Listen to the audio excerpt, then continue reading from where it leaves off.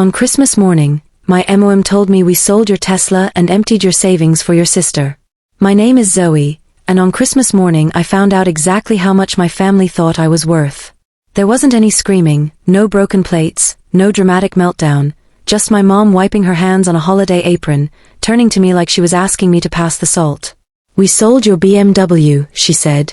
"And we emptied your savings. Your sister needs a down payment for her condo." A second later, my dad pressed a paper into my hand, his voice low and cold in a way I'd never heard before. "Sign as her guarantor," he said. "Or you can start looking for somewhere else to stay." No one asked how many double shifts I'd worked at the hospital to buy that car. No one mentioned the nights I stumbled in half asleep for my nursing job while my sister slept until noon. They didn't say thank you. They didn't even say sorry. It was like my work, my money, my future had always secretly belonged to them. I felt something snap, but it wasn't the kind of snap that explodes. It was quiet. I didn't argue. I didn't cry. I didn't give them the performance they were clearly bracing for. I folded the paper once, slipped it into my pocket, walked upstairs, and started packing. If my own parents could treat me like a walking ATM, then this place wasn't home anymore. I left that house without signing anything. I left more than they realized. The next day, they found the note I'd left behind on the kitchen table. Now my sister's freaking out, and she has a very good reason to be. Before I tell you what was actually in that note, and how everything started to unravel, stay with me. If you've ever felt like your family chose someone else over you, listen closely. Hit subscribe and tell me in the comments what you would have done in my place. Because my revenge didn't start with a scream. It started with a pen. The cold air slapped my face the second I stepped outside, but it still felt warmer than the kitchen I just walked out of. I crossed the street without really seeing the decorations or the fake snow in the shop windows. My brain was buzzing too loudly. I ended up at the tiny cafe a few blocks away, the one I usually ducked into after late shifts. The barista recognized me and smiled, but this time I didn't have the energy to smile back. I ordered whatever came out of my mouth first and sank into a corner seat, the unsigned guarantor paper still crumpled in my fist. For a minute, I just stared at it. My parents really thought they could threaten me into signing away my future on Christmas morning. Would you sign something like that just to keep a roof over your head? Would you stay in a house where your savings could disappear overnight because family first? Or would you walk out like I did? When my hands finally stopped shaking, I pulled out my phone. The first notification at the top of the screen made my stomach drop. Your online banking password was changed successfully. I hadn't changed anything. My fingers flew over the screen. And after a panicked call to the bank, the truth came out. Someone had logged into my account the night before from my home IP address. My Christmas surprise had been planned long before I woke up. Anger burned through the shock. This wasn't just helping my sister. This was calculated. They'd gone behind my back, changed my password, and transferred money out like it was nothing. And suddenly that paper in my hand felt less like a simple family favor and more like a loaded weapon. I opened a new note on my phone the same way I always did when work stressed me out. But instead of venting about difficult patients or endless shifts, I wrote down everything. Dates, amounts, the time I got the bank email, what my mom said, what my dad threatened. I even wrote the exact words they used: sign as her guarantor or find somewhere else to stay. If someone ever tried to call me dramatic, I wanted proof that I wasn't making any of this up. Have you ever had that moment where your brain flips from "why is this happening to me?" to "okay, if you want to play this game, I'll learn the rules better than you"? That's exactly what happened as I sat there with my cappuccino growing cold. I worked in healthcare administration at Memorial General. I knew about digital trails, documentation, and how ugly things could get when money and signatures were involved. If my parents wanted to treat me like a walking wallet, I could treat this like a case. I drafted an email to the bank clarifying that I had not authorized any transfers and that I would not be acting as guarantor for any loan or condo associated with my sister. I attached screenshots, wrote down the exact times, everything. My fingers hovered over the send button for a long moment. Was I really going to push this? Was I really going to turn my own parents into suspects instead of saviors? But then I saw the line on my banking summary, the total amount drained from my savings. The number represented years of skipped vacations, cheap lunches, and saying no to myself so I could finally say yes to a stable future. That was the moment my guilt finally died. I hit send. Then, for the first time that day, I smiled. That night, I went back to the house one last time while they were asleep, packed the rest of my things, and left a short handwritten note in the center of the kitchen table where they couldn't miss it. I didn't explain everything. I just chose one sentence that would hurt in a way they didn't see coming. The next morning, that note would be the first thing they saw, and the reason my sister started freaking out. My new room was barely big enough for a bed, a desk, and a cheap wardrobe that squeaked whenever I opened it. But it was the first space in my life that truly felt like mine. No one could unlock the door without my permission. No one could empty my drawers or my bank account while calling it helping family. The smell of fresh paint mixed with ramen noodles and cheap coffee. And somehow that combination felt more honest than cinnamon and pine ever had. I crashed there that first night, half expecting my phone to explode with messages. When I finally checked it the next morning, my notifications were a storm. Missed calls from Mom, Dad, and home. A string of texts from an unknown number that I knew deep down belonged to my sister, and one email from the bank with the subject line, urgent, account activity under review. The family texts all blurred together. Where are you? We need to talk about this. What is this note supposed to mean? And my favorite from my dad, this is not how adults handle problems. Really? Adults handle problems by stealing their kids' savings and threatening them out of the house on Christmas? Would you feel guilty for walking away from that? Or would you feel relieved that you finally saw people for who they actually are? The note I'd left on the table had said just one line, I've already spoken to the bank and reported the transfers and the guarantor document. Do not sign anything in my name again. That was it. No love, no Merry Christmas, nothing. Just a sentence that told them they'd crossed a line they couldn't pretend was miscommunication. Around noon, I dragged myself out to meet Cameron near the park by our hospital. Cameron had been my work friend for years, the kind of person who remembered everyone's coffee order and could read lab results like they were gossip columns. When he saw my face, he didn't ask what's wrong. He just said, tell me who to hate, and handed me a latte. I told him everything, how my parents had changed my banking password, emptied my savings, sold my car, and tried to force me into signing as guarantor. I even showed him the email from the bank. His expression shifted from shock to fury. They did all that without your consent? Zoe, that's not just messed up. That's potentially criminal. Hearing someone else call it what it was made something click in my chest. It wasn't just me being too sensitive. It wasn't me being dramatic. It was wrong. Look, Cameron said, leaning in. You don't have to drag them to court tomorrow. But you also don't have to lie down and let them walk over you. You've been carrying everyone for years.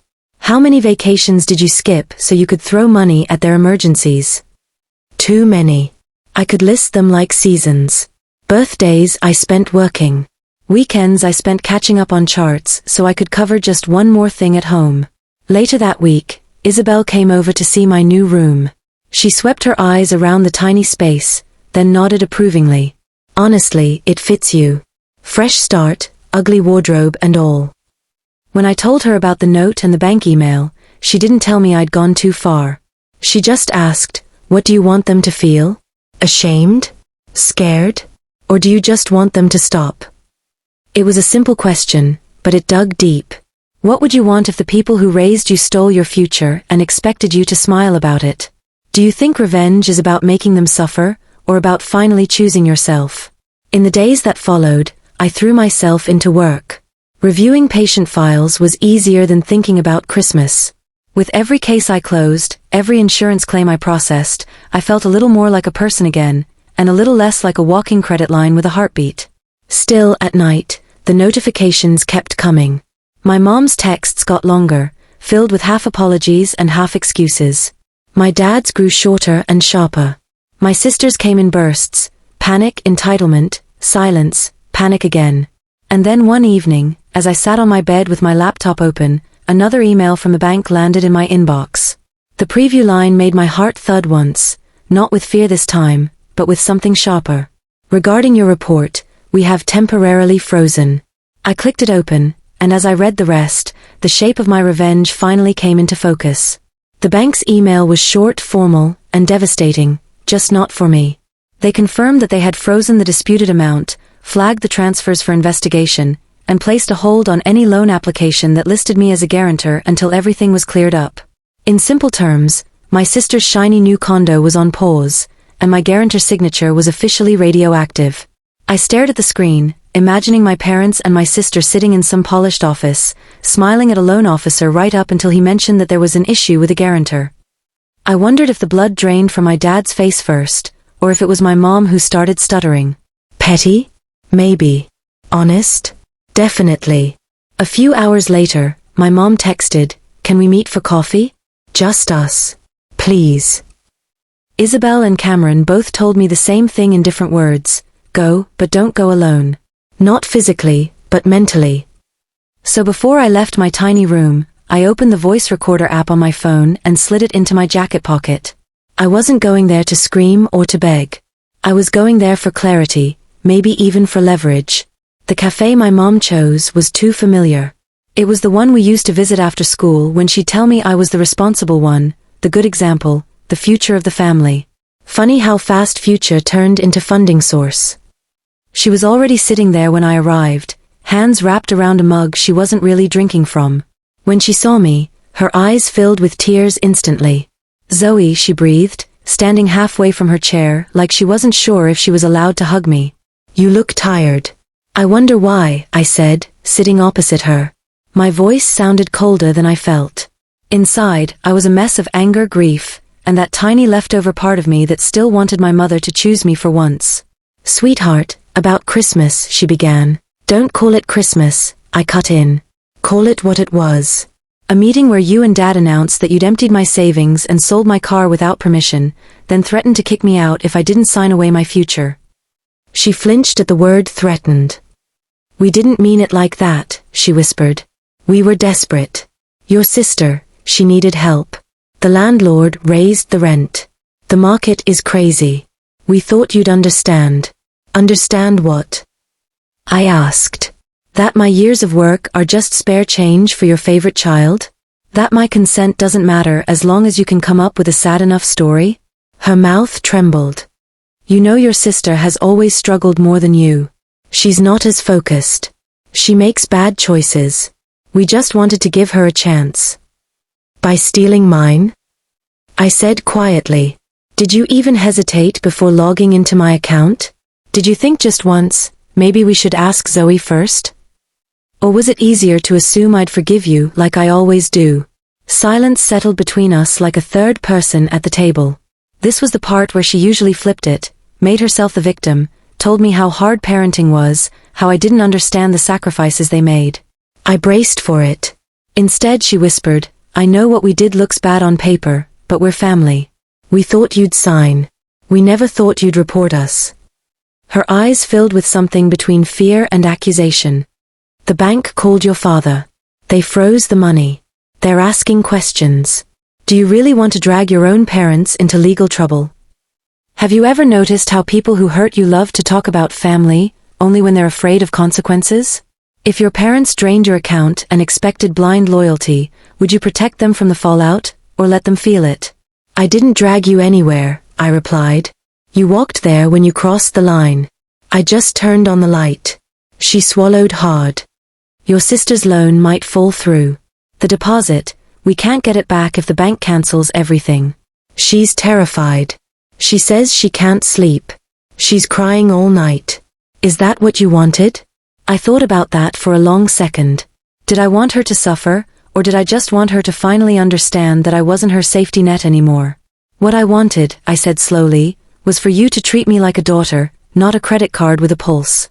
If your choices now cost you money, that's not revenge. That's math."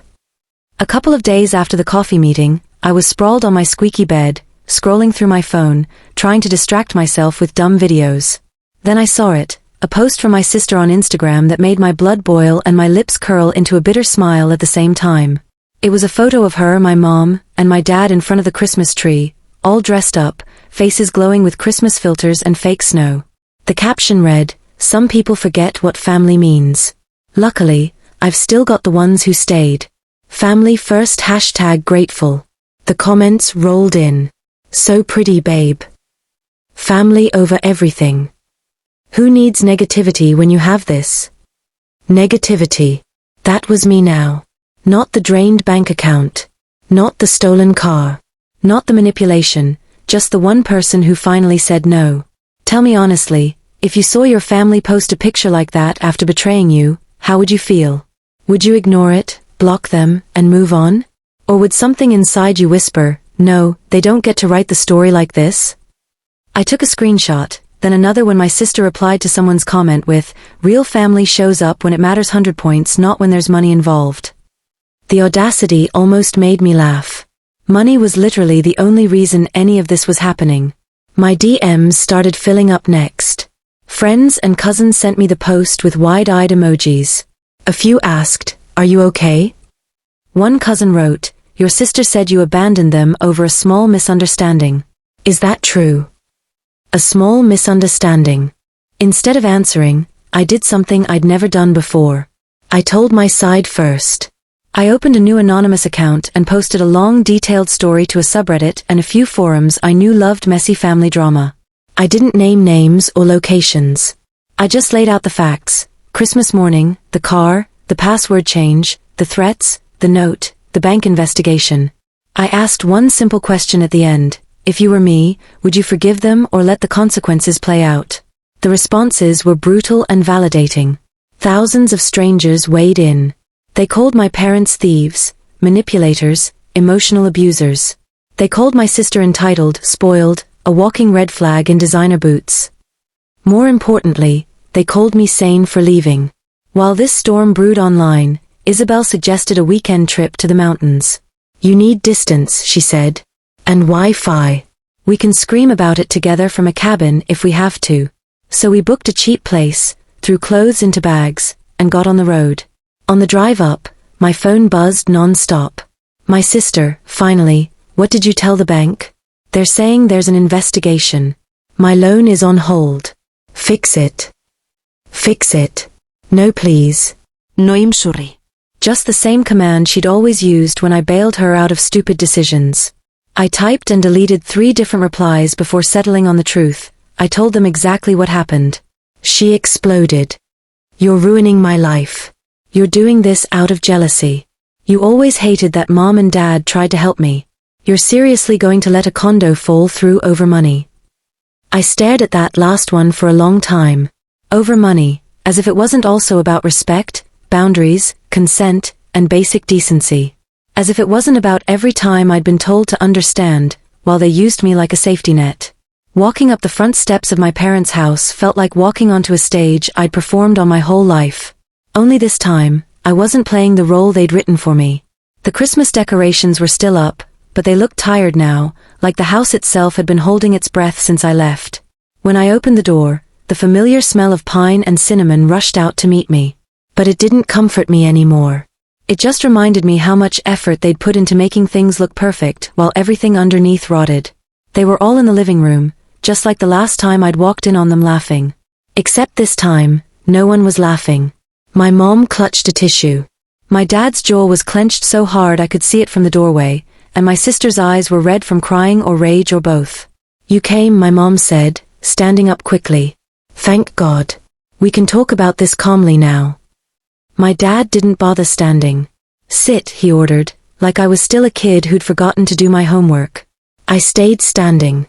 No, I said. We'll talk like this. My sister scoffed. You've turned everyone against us, she snapped.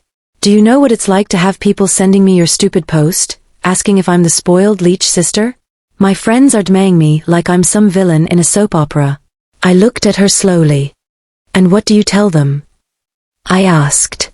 That my sister is overreacting and trying to ruin my life over money. There it is again, I said softly. Over money. My dad cut in. We are not here to rehash every detail. The bank is threatening to escalate this. They're talking about fraud charges. Do you want your parents to have a criminal record because you couldn't handle a simple compromise? A simple compromise? I repeated. You changed my banking password, emptied my savings, sold my car without consent, and tried to force me into a legal obligation that could destroy my credit if things went wrong. That's not a compromise. That's theft with extra steps. He stood up then, looming like he thought he could still intimidate me. Watch your tone. No, I said again. You watch your actions. Have you ever had that moment where you realize you're no longer afraid of the person who used to tower over you? Where their anger just sounds small. That was this moment for me. I pulled a folded envelope from my bag and placed it on the coffee table. This is from the bank, I said. They've completed their preliminary investigation. The transfers from my savings were unauthorized. They're reversing them. The guarantor part of the loan? Void completely. The condo is gone. The deposit is being disputed directly with the landlord, and if he wants to get his money, he can take it up with the person who signed, not with me. My sister lunged for the envelope, eyes wide. You can't do this, she yelled, voice cracking. I already did. You used my future to decorate your new life, I cut in. You did that, not me. She shook, pointing a finger at me like a curse. You're jealous. You've always been jealous. You got the grades, the job, the car. This was finally something that was mine, and you couldn't stand it. If it was yours, I said quietly, you wouldn't have needed my name, my money, and my silence. I took a breath and pulled out one more paper, my list of non-negotiables, rewritten neatly. Here's what happens next, I said. If you want any kind of relationship with me, these are my conditions. My mom nodded frantically. Anything, she said. Just say it. 1, I said. You stop touching my finances. No borrowing, no temporary transfers, no we'll pay you back next month. I am not your safety net anymore. 2, if you talk about me online or twist this story to make yourselves the victims, I will keep defending myself with receipts. 3, if you ever try to put me on a legal document again without full written informed consent, I will not just call the bank. I will call a lawyer. And 4, I finished, voice steady, if you choose her comfort over my safety one more time, I walk. No half steps, no second chances, no more Christmas mornings. My mom sobbed, nodding. My dad glared, but even he knew the tide had turned. The bank, the money, the public humiliation, none of it could be undone by yelling at me in the living room. My sister sank back onto the couch, staring at the envelope like it was a snake. So that's it, she muttered. You ruined my condo. You ruined my plans. Happy now? I looked at her one last time. No, I said honestly. I'm not happy you're hurting. I'm just done being the only one who gets hurt so everyone else can be comfortable. I picked up my bag and turned toward the door. My mom called my name, voice breaking. Will you come back? For dinner? For anything? I paused in the doorway. Maybe, I said. If you start treating me like a person, not a credit line. If you start telling people the truth about what happened instead of painting me as the ungrateful daughter who abandoned you over money. Is this your revenge? My dad sneered. Making us grovel? I thought about the empty savings account, the sold car, the threats, the online post, the bank reports, the look on my sister's face when she realized her condo was gone. My revenge, I said, was finally choosing myself. The rest is just consequences. I stepped out into the cold air, closing the door gently behind me. The decorations on the porch swayed in the wind, still trying to sell the image of a perfect Christmas. Tell me, if your family did what mine did, what would your revenge look like? Would you walk away forever, or would you stay with strict boundaries and let them feel every single consequence? Let me know in the comments. Because my story might be over for now, but I know a lot of you have your own family revenge stories waiting to be told.